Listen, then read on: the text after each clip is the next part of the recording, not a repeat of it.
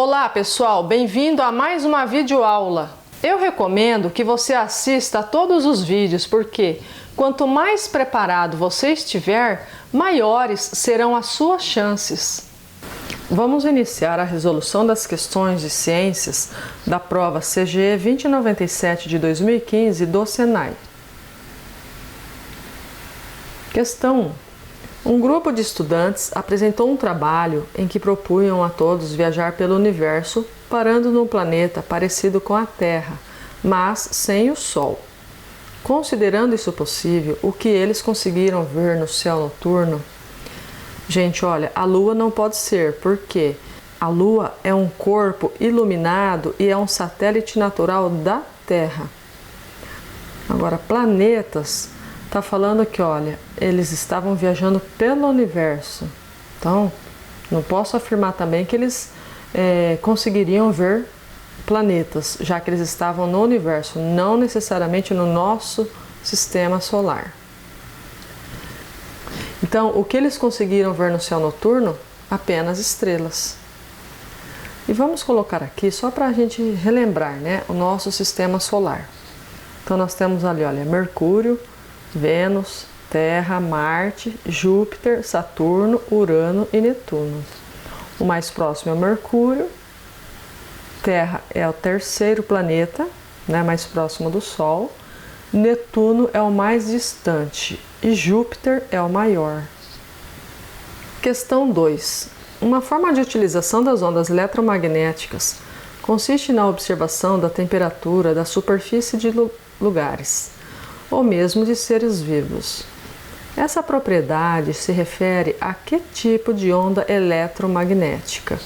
Então, está falando aqui, ó, ondas eletromagnéticas que servem para observar a temperatura da superfície de lugares ou de seres vivos.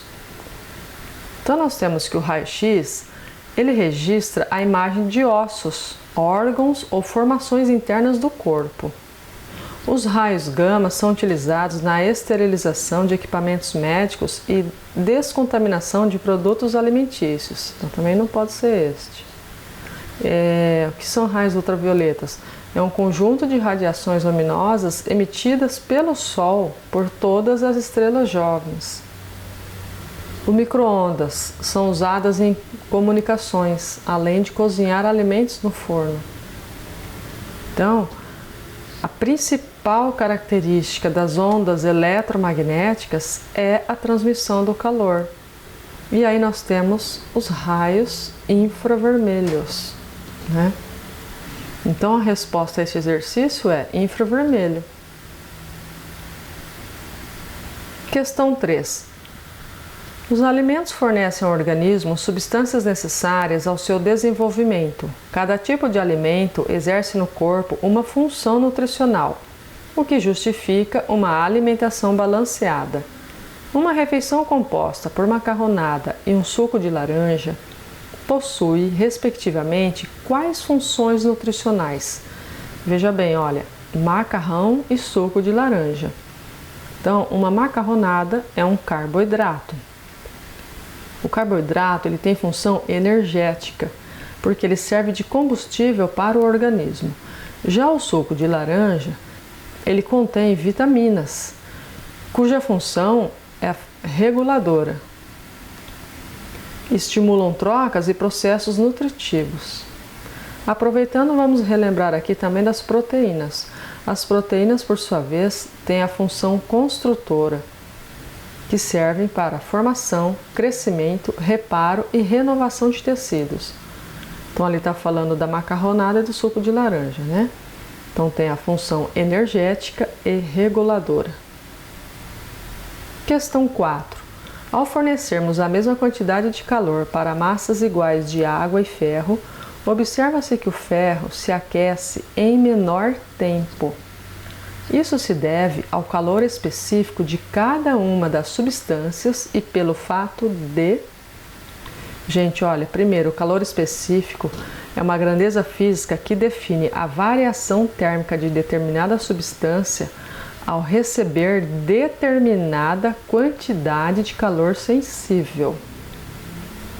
E nós temos que o calor específico da água é 1 caloria por grau Celsius, enquanto que a do ferro 0,119 calorias por grau Celsius.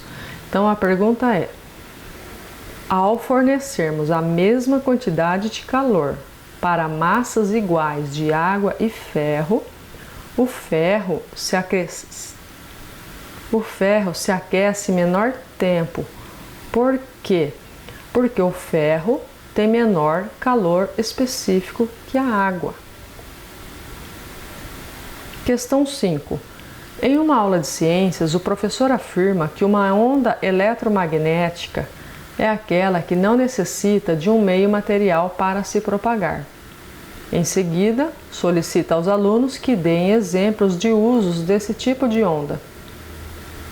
Constituem exemplos de aparelhos que emitem apenas ondas eletromagnéticas.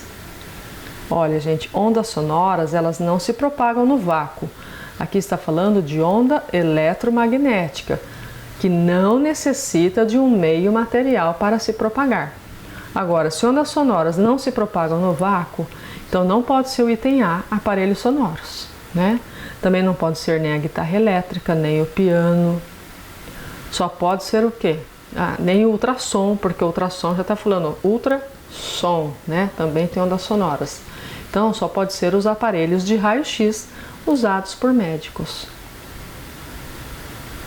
Questão 6. Ao sentir o perfume de uma flor e sua textura, os impulsos nervosos recebem as informações e as transmitem ao sistema nervoso central, que por sua vez determina as diferentes reações do organismo. Identifique os dois sistemas envolvidos na situação descrita. Gente, olha, sentir perfume de uma flor e sua textura. Os impulsos nervosos recebem as informações e as transmitem ao sistema nervoso central. Então, quais são os dois sistemas envolvidos nessa situação? O sensorial, olha, sentir o perfume, né? E o sistema nervoso, porque está falando sobre impulsos nervosos. Questão 7. O tabagismo é um dos grandes problemas de saúde pública, porque sua fumaça apresenta inúmeras substâncias químicas que afetam lentamente o corpo humano, provocando diversas doenças e aumentando a possibilidade do aparecimento de células cancerígenas. Analisando as afirmações acima, conclui-se que as duas afirmações são falsas? Não. A gente sabe que o tabagismo é um dos grandes problemas de saúde pública. As duas afirmações são verdadeiras, mas não se justificam. Também não, a gente sabe que ele é um grande problema de saúde pública e também sabemos que a fumaça dele apresenta inúmeras substâncias químicas que afetam o corpo humano. Então, a alternativa correta, olha, as duas afirmações são verdadeiras e a segunda é uma justificativa da primeira. Questão 8. Os rins são os órgãos responsáveis pela filtragem de sangue, sendo capazes de reabsorver várias substâncias úteis ao organismo. A hemodiálise permite que pessoas com funções renais prejudicadas possam manter uma vida próxima do normal. Assinale a alternativa que apresenta os dois sistemas envolvidos nessa situação. Então está falando aqui, olha, dos rins, que eles são responsáveis pela filtragem do sangue, né? Sendo capazes de reabsorver várias substâncias úteis ao organismo. Quais são os sistemas envolvidos nessa situação? Nós temos aqui, olha, só para lembrar, o rim, aí tem o uréter, bexiga e a uretra. Então se trata do sistema circulatório e excretor. Filtragem, circulatório. E quando você dispensa o que não serve, então aí vai para o sistema excretor. Questão 9. Em 3 frascos com o mesmo volume e temperatura, coloca-se a mesma quantidade de água no primeiro, álcool no segundo e éter no terceiro. Em cada um desses frascos, tem-se um manômetro capaz de medir a pressão de vapor em cada uma das substâncias. Passado algum tempo, nota-se que a pressão do éter e do álcool apresenta valores maiores que os valores de vapor da água. Além da condição de volatilidade entre as três substâncias, a pressão de vapor das substâncias, nesse caso, é relativa à natureza química das substâncias, depende da capacidade inflamável do produto, varia de acordo com o material utilizado no recipiente, depende do estado físico que a substância se encontra, ou ocorre de acordo com a quantidade de substância utilizada no processo. Gente, olha, a pressão de vapor, ela depende de dois fatores: a natureza do líquido e a temperatura. Então, a alternativa correta é a A, é relativa à natureza química das substâncias. Questão 10. A teia alimentar representa um complexo sistema de transferência de energia, porque o produtor transforma a energia luminosa em energia química, sendo essa energia transferida de um consumidor a outro. Então, analise as afirmações e conclui-se que as duas são falsas, as duas são verdadeiras, mas não se justificam, a primeira é falsa e a segunda é verdadeira, ou a primeira é verdadeira, a segunda é falsa, ou as duas são verdadeiras e a segunda é justificativa da primeira. A teia alimentar representa um complexo sistema de transferência de energia. Isso é uma coisa. Agora, o produtor transforma a energia luminosa em energia química, sendo essa energia transferida de um consumidor a outro. Então, as duas afirmações, elas são verdadeiras, só que uma não justifica a outra. Questão 11. Na escala Kelvin, a indicação de 273 K é o ponto de solidificação da água nas condições normais de temperatura e pressão. Isso equivale a 0 graus Celsius. Nas mesmas condições, pode-se considerar um valor em Kelvin para o ponto de ebulição da água na marca D. Então, nós temos que 0 graus Celsius equivalem a 273 Kelvin. Então, 100 graus Celsius equivalem a... Vamos ver aqui, então, a escala Celsius e Kelvin. Nós temos aqui embaixo, né, olha, 0 graus Celsius equivale a 273 Kelvin. Então, daqui até o 100, o que eu vou fazer? Olha, eu vou somar, né? 100 com 273.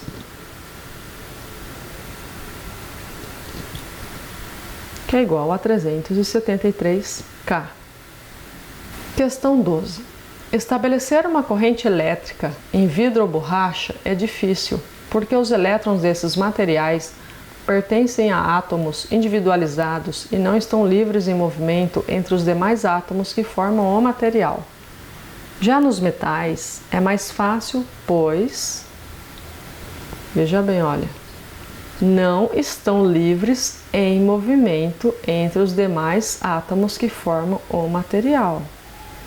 Então está dizendo que estabelecer uma corrente elétrica no vidro ou na borracha é difícil, porque os elétrons não estão livres em movimento entre os demais átomos que formam o material.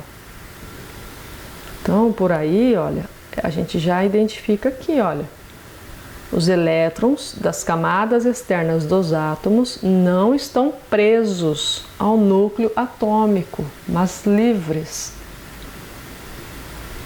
Questão 13. A tirinha abaixo apresenta algumas relações entre seres vivos. Então, olha, esse pássaro come parasitas na pele dos rinocerontes. Mas eu só posso comer 2 carrapatos por refeição. E olhe lá. Aí nós temos o rinoceronte encostado numa árvore falando droga de regime, né? E olhando para o pássaro. Então, a tira representa uma relação, será que é harmônica? Entre o pássaro e os carrapatos? Não, né, gente? Porque se o pássaro vai comer o carrapato, então não é harmônica. Aí nós temos o quê? O predatismo. Será que é harmônica entre o pássaro e o rinoceronte? Sim, é protocooperação, porque o pássaro ele está se alimentando e ainda livrando o rinoceronte dos carrapatos. Será que é desarmônica entre o rinoceronte e a árvore? Também não, né? É falso. E os rinocerontes, eles são herbívoros. Será que é desarmônica entre o rinoceronte e os carrapatos? Sim, né? Porque aí ocorre o quê? O parasitismo. Então, está correto o que se afirma em 2 e 4 apenas. Questão 14. Ao aquecer a água para fazer chá ou café, nota-se que a massa líquida da água se aquece e depois de alguns minutos começa a ferver. Isso ocorre porque o fogo aquece o material sólido que contém água, e essa, por sua vez, fica tão quente que chega a ferver. Nessa operação, encontramos dois processos de propagação de calor. São eles. Então, olha, você coloca água para aquecer, para fazer um chá, ou café, ou qualquer coisa. Aí ela começa a ferver. Né? Por que ela começou a ferver? Porque o fogo aqueceu o material sólido, quer dizer, aqueceu o bule, a panela, o caldeirão lá onde você está fervendo a água. Né? Então aí ele ficou tão quente que a água começou a ferver. Que processos de propagação de calor nós encontramos aqui? Então olha lá, temos a radiação, a convecção, que é o que ocorre lá com a água no momento que ela está fervendo. A condução, então, que ocorre no alumínio, no ferro. Então, nessa operação, quais são os processos de propagação do calor? Olha, a condução no metal, né, que vai aquecer e com isso vai fazer o que dentro do bule? A água vai ficar agitada, né? Ela vai ficar fervendo e aí ocorre a convecção. Questão 15. No abastecimento de água, a mesma passa por vários processos até seu destino final, que é a sua residência. Após sua captação de rios, lagos e represas, ela é encaminhada para uma estação de tratamento. Lá recebe produtos químicos que aglomeram as impurezas e passa por dois processos mecânicos de purificação. O primeiro retira as impurezas depositadas no fundo do reservatório e o segundo retira as partículas pequenas. Em seguida, temos a eliminação dos micro-organismos e a adição do flúor. Identifique, respectivamente, quais são os processos mecânicos de purificação descritos. Observe que nós temos aqui, olha, o primeiro retira as impurezas depositadas no fundo do reservatório. Então, aí se trata da decantação, né? O segundo retira as partículas pequenas. Em seguida, temos a eliminação dos micro-organismos e a adição do flúor. Então, o segundo retira as partículas pequenas. Aí o processo é a filtração. Questão 16. Próximo às portas de ônibus existe um aparelho utilizado para que o motorista possa enxergar as pessoas descendo do ônibus. Quando uma pessoa olha para esse tipo de espelho, a imagem fica pequena ou grande ou normal? Fica direita ou fica invertida? Então vamos relembrar aqui, olha, dos espelhos. Espelho convexo. Observe como é um espelho convexo. O homem da figura, olha, ele é um pouco obeso e no espelho ele se vê magrinho.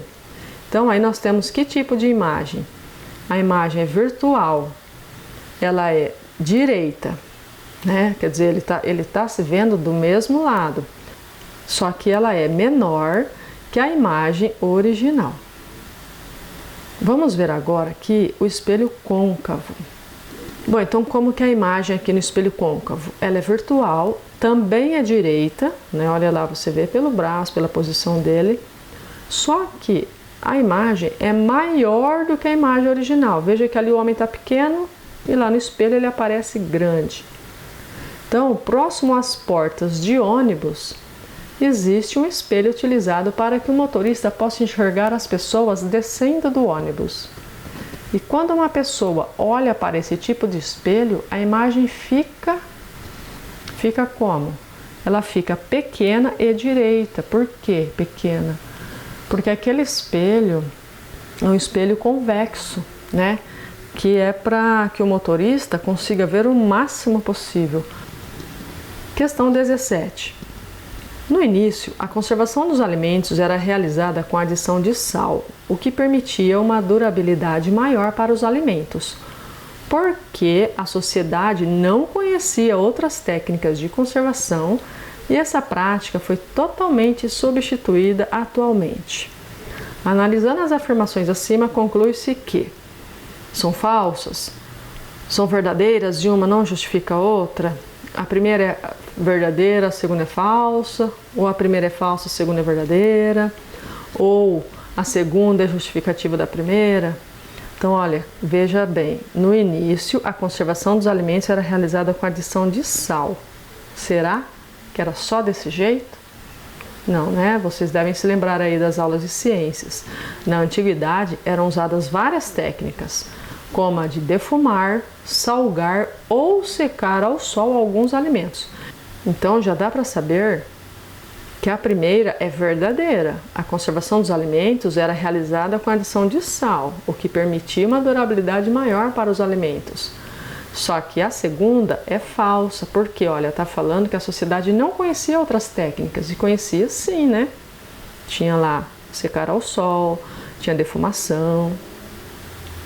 Questão 18. A manutenção de um portão de ferro obriga seu proprietário a lixar as partes enferrujadas, aplicar uma tinta de fundo que protege contra a ferrugem e depois aplicar a tinta da cor preferida. Do contrário, a ferrugem irá destruir essa peça de metal exposta ao tempo. Isso significa que o metal usado na produção é de má qualidade? Jamais. O ferro é perigoso quando exposto ao tempo sem pintura. Também ferro ser perigoso também é falso, né? Agora, a oxidação do ferro ocorre na presença de oxigênio atmosférico. Aí sim é verdadeira, e daí não precisamos nem terminar a leitura do restante. O ferro, em contato com o oxigênio presente na água e no ar, se oxida e dessa reação surge a ferrugem, que provoca pouco a pouco a deterioração da peça original. Questão 19. Alguns materiais, como a madeira e o vidro, são considerados isolantes elétricos. Esses materiais, quando secos e em condições normais de temperatura, apresentam altos valores de resistência elétrica. Por quê? Veja, em alguns materiais os elétrons estão menos presos ao núcleo dos seus átomos do que em outros. Nesse caso, temos um material condutor. Então, quando os elétrons estão livres, né, estão menos presos ao núcleo, é um material condutor.